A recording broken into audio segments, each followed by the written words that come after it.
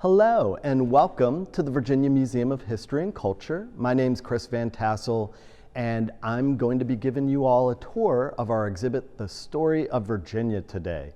Now this is the final in a series that we've been doing, and you can find links to other videos that we've produced on our website, virginiahistory.org. So encourage you to check that out.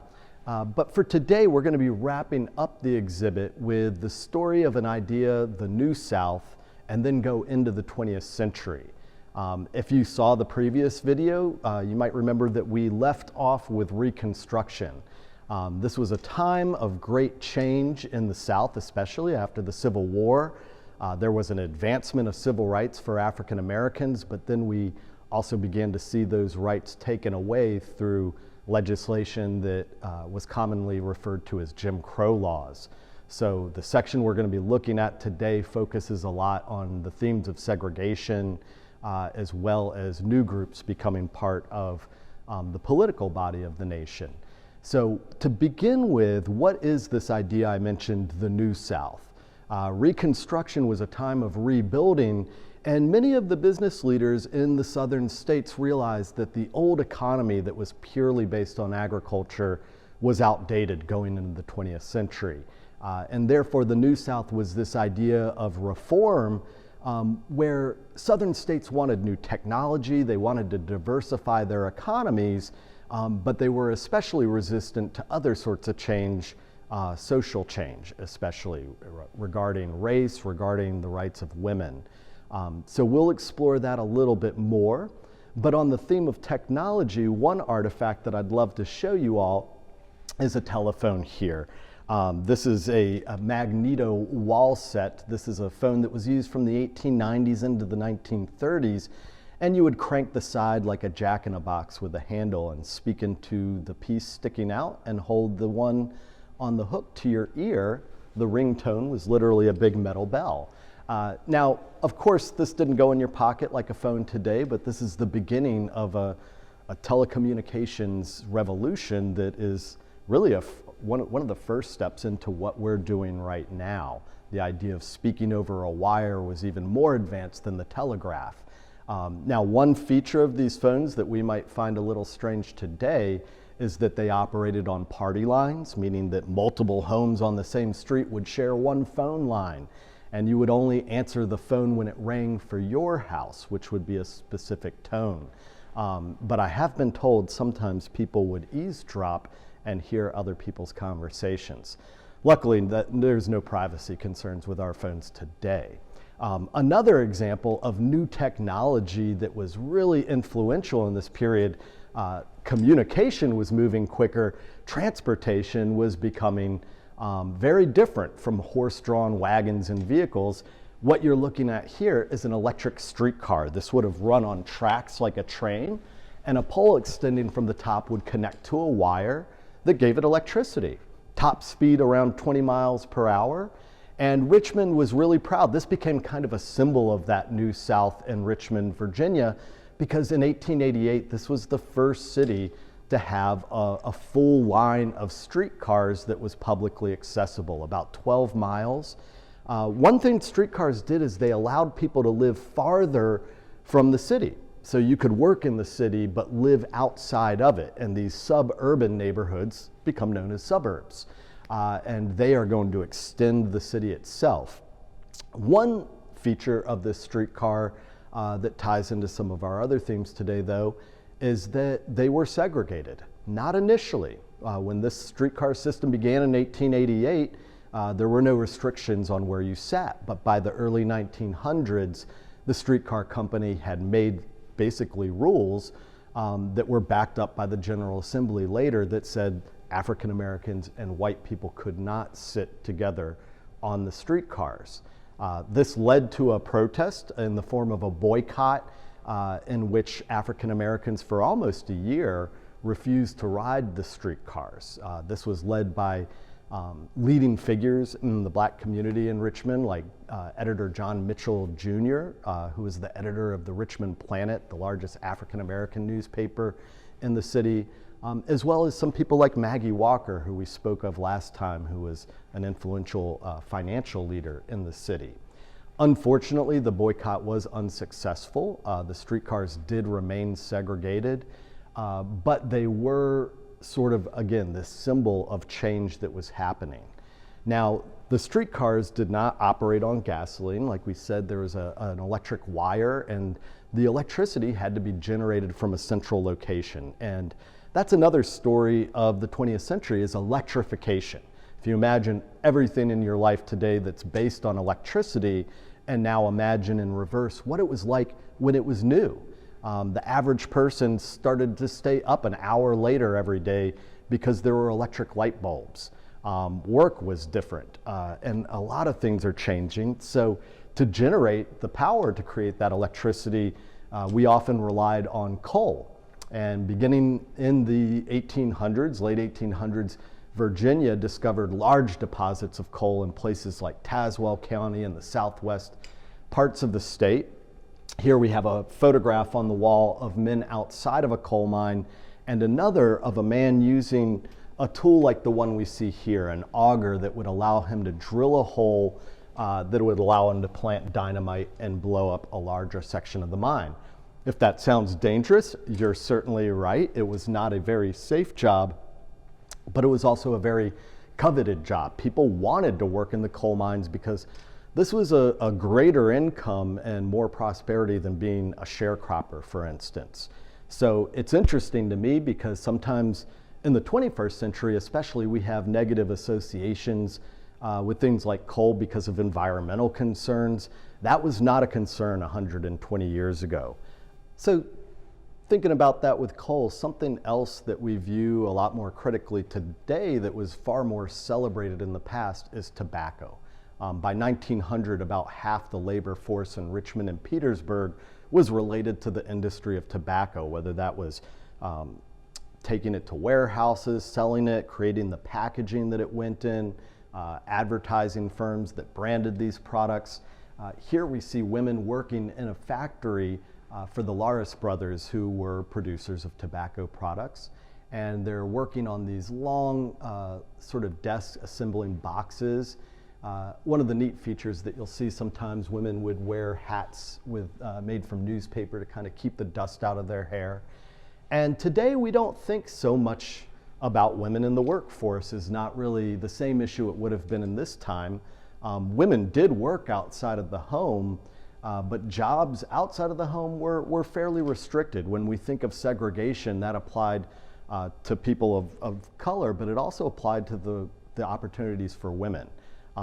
If you think about the women in this photograph, they would not have been able to go to a college or university in 1911 in Virginia. There were some colleges throughout the country that accepted women, but not many. They certainly could not have voted or run for office. So we'll pick up with some of these things as we move through the galleries.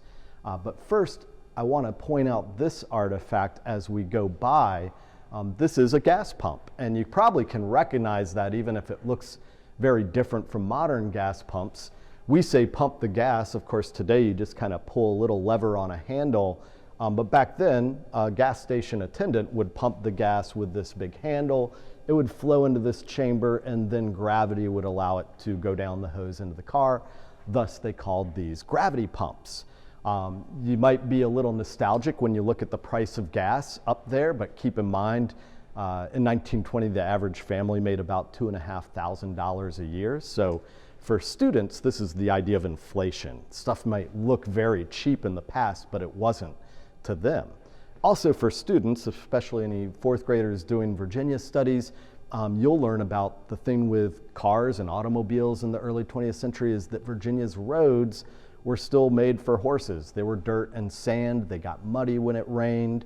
And so one of the big political efforts in 20th century Virginia was to build roads. So you guys are going to learn about a politician named Harry Byrd and a plan called Pay As You Go, in which the state would fund road construction, basically by taxes on gasoline and other revenue streams. Now what we're going to do is walk through this section. We're going to walk by a large display of a flag that was put up in Richmond after the Civil War. And then walk over to this case labeled Virginia and Women's Suffrage, a Promise Redeemed. If you think to the women in that photograph, they were working long hours, perhaps 12 or even 14 hours. And when people work a lot, it gives them less time for other activities and interests. And therefore, a lot of times, the political efforts of women to gain suffrage were led by elite women, women of wealth.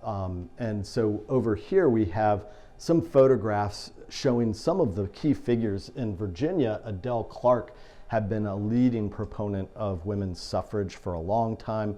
Lila Mead Valentine to the left of her, Mary Montford, as well as Janie Porter Barrett in these portraits. I love the photograph above them as well, shows a parade that was being done at the time of World War I. These women are actually part of a parade to promote basically the idea of loaning money to the government, these bonds that you would buy that help finance the war. And they're showing their support through symbols. This woman's got a Liberty loan on her shield, indicating that idea of financial support. The shield with a square and a star indicates, depending on what color, these are black and white photographs, but this could indicate either that woman has a family member serving or who has been killed in service. And in front of her is a woman with what I'm going to bet is a red cross on her shield, indicating something about the other support that women have lent. Now, women suffragists would often wear these sashes that symbolize their cause, just like today you might wear a ribbon with a certain color for a certain cause. And women's suffrage was not really embraced by the male political leadership in Virginia. We've talked a lot about amendments during these tours. The 19th Amendment is the one that will get ratified in 1920, giving women the right to vote. Virginia is not going to be one of those initial ratifiers in 1920. Women in Virginia could vote after that point, but the state does not actually ratify that amendment until about 1952. So that's something to remember, is that amendments are not always universally agreed upon at the time that they're ratified, but we'll start to slowly see advances in women's roles as we move into the 20th century right through here, or further into the 20th century. In many ways, the early 20th century, the first half especially, was defined by world wars. These are wars that were fought all over the continents. World War I was thought to be the great war that would end all wars, and lo and behold, a couple decades later, we were in World War II. And I'm not going to explain those wars for this limited tour right now, but what we see right here is the uniform of a sergeant in the Marines, and this one belonged to a man named Sergeant Dimlin Booth Jr., who was African American. He would have been one of the very first African Americans serving in the Marines, and he served during a time when the military was still segregated. So again, not going to go deep into the war, but any adults know, and for students that'll learn about World War II, you'll learn that our chief enemy was Nazi Germany, as well as Italy and Japan, but the Nazis had an ideology based on white supremacy. And at the time of World War II, there was sort of this recognition that while we were fighting against racism and white supremacy with Nazis abroad, a system of white supremacy was still being maintained at home through segregation, through these Jim Crow laws. And the idea of having an army in such a colossal be separated starts to become more absurd in the wake of World War II. President Truman is going to issue an executive order that begins the process of integrating the military. And so that's really the first part of American society that we see segregation end with. The second part is going to be public education. Now, with Reconstruction in Virginia, that was the first opportunity in which Virginia began a system of public schools, but they did remain segregated from the onset. And any of you out there that have studied this time period know that segregation was based on the idea of separate but equal. In reality, they were always separate and unequal. And this was easy to prove. The suit here was worn by a man named Oliver Hill, who worked for a group called the NAACP that would challenge segregation in public school systems. And they would pursue what were called equalization cases. They could look at the records and prove to a judge that this school in this county was receiving less money than the white school in that same county. And it was a very successful strategy, but it's also very slow. And so there became sort of an effort to move beyond equalizing schools to integrating them. And for that story, I want to focus on two small photographs that play a big role in Virginia. Vernon Johns was a preacher and a very prominent figure and influence of civil rights leaders, but more important for this story right now is his niece there, Barbara Johns. She went to Moton High School in Prince Edward County, which was not a bad school when built, but it was very overcrowded by the time she was there. The white high school was much better. And therefore, in 1951, Barbara Johns and other student leaders organized a walkout in protest of the conditions. They actually contacted Oliver Hill and a man named Spotswood Robinson, and they agreed to take the case from these students if instead of pushing for equal schools, they pushed for the idea of integration. And that was not a universally desired goal for everybody. There was a real concern that once schools were integrated, a lot of African American teachers would lose their jobs. And there was also a concern about how black students might be treated by teachers who still had racist ideas. So by a narrow margin, the students voted to pursue integration. And that is why the students from Prince Edward became part of a landmark Supreme Court case called Brown versus the Board of Education. In 1954, the Supreme Court declared segregated education to be unconstitutional. That was met with a lot of political resistance in Virginia. The General Assembly enacted laws that became known as massive resistance, in which they would take away funding and close any public school being ordered to integrate by a federal judge. These young women that we see in the photograph are protesting because while massive resistance shut down schools in 1958 and 59, in Prince Edward County at the local level, they basically just got rid of public schools. So for almost 5 years, there was no way to get an education if you were an African American person living in Prince Edward County. And that's why these young women, and when I say young women, remember, these are teenagers. And this would have been very brave to do at this time, knowing the kind of resentment that it's going to create among people that are watching these protests. They had to be very brave. And so this young woman says, I have lost 4 years of education. Why 5? And then in parentheses, she says, let's tell Russia about this. If you're wondering what that alludes to, it's another theme that comes after the World War II called the Cold War. We don't, of course, have time to go into the Cold War, but this is the idea that the world was basically competing between two ideas of capitalism and communism.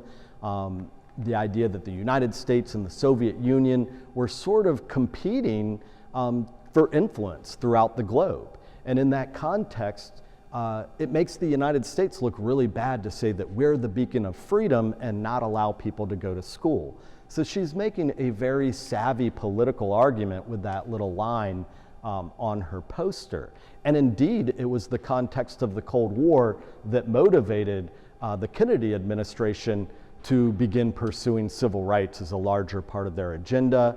By the mid-60s, Congress had passed the Civil Rights Act and Voting Rights Act, which got rid of some of the prohibitions on voting, like the literacy test and sort of reappointed registrars, and it also made it illegal to segregate public businesses. Now, going back to that idea of a Cold War, that will play a big role in Virginia because of our proximity to Washington, D.C. The federal government is right there above the Potomac, and therefore a lot of federal presence is located in Northern Virginia, as well as places like Norfolk, where there's a large Navy base. The Cold War drew competing powers into conflict and became a hot war in some occasions. One would be the war in Vietnam, the longest war, one of the longest wars ever fought by the United States. And one section here pertaining to that relates to a man named Paul Galante, who was a pilot who got shot down over North Vietnam and was a prisoner of war. His wife, Phyllis Galante, became sort of an activist leading the effort to reform the government's strategy when it came to communicating with families of prisoners of war, basically wanting more transparency and information. So a really neat woman who was really kind of an icon of that time period on the home front. Also, another symbol of the role of the federal government in Northern Virginia would be in Arlington, where during World War II they began construction of the Pentagon, which we see right here. The fallout shelter sign is a reminder that one of the looming fears of the Cold War ultimately could be a nuclear war in which a lot of destruction would have taken place. And luckily we avoided that throughout some pretty scary situations in the 1960s on. Roughly, historians will often point to 1989 and the fall of the Berlin Wall as sort of a closing chapter of this Cold War. Now, to wrap up this tour, we see a wall of artifacts from Virginia that were made here or represent industries here. The streetcars I mentioned led to suburbs, but also little parks. In Forest Hill Park, there was a lovely carousel that this horse was a part of. The ship's wheel here sort of reminds us of Newport News and the shipbuilding industry in that region. The coat here relates to an interesting figure, Richard Byrd, who was in the United States Navy. He was a commander, but also an explorer, and he's very associated with the North and South Pole exploration and scientific discovery.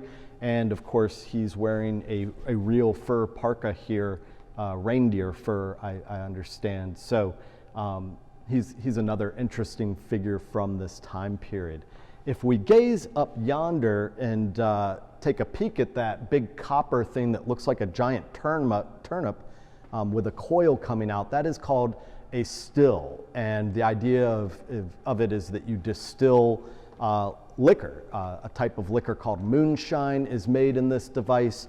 And I bring it up because we've talked a lot about amendments. Well, the 18th Amendment, right before women got the right to vote, was to make alcohol illegal, commonly known as prohibition.